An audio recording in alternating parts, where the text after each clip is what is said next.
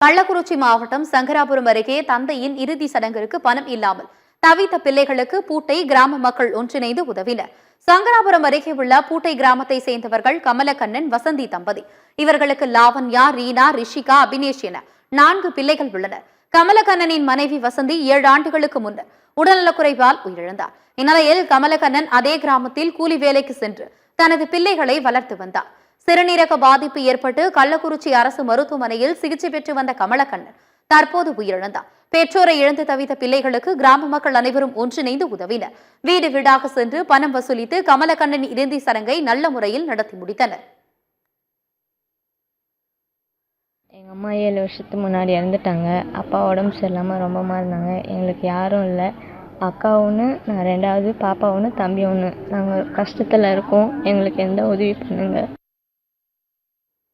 பெற்றோரை இழந்த அரசின் உதவியை எதிர்நோக்கிய குழந்தைகளிடம் முதலமைச்சர் அமைச்சர் மு.க.ஸ்டாலின் செல்போன் மூலம் தொடர்பு கொண்டு ஆறுதல் கூறினார். மேலும் அவர்களுக்கு தேவையான உதவிகளை செய்து கொடுப்பதாக நம்பிக்கை அளித்தார். ஹலோ சார், வணக்கம் சார்.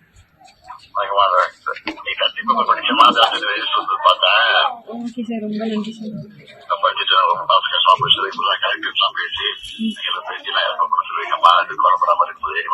வந்திருக்காங்க sir, MLA sir, collector sir எல்லாமே வந்து பேசிட்டு போனாங்க சார்.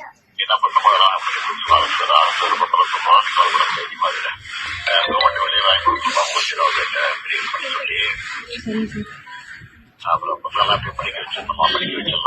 ஆமாம் சார், எனக்கு லாஸ்ட் தங்கச்சியும் தம்பிக்கும் படிக்கிறது மட்டும் ஏதாவது கொஞ்சம் பண்ணுங்க சார்.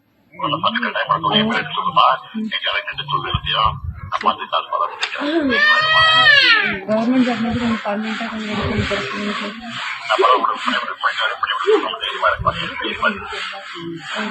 Okay sir.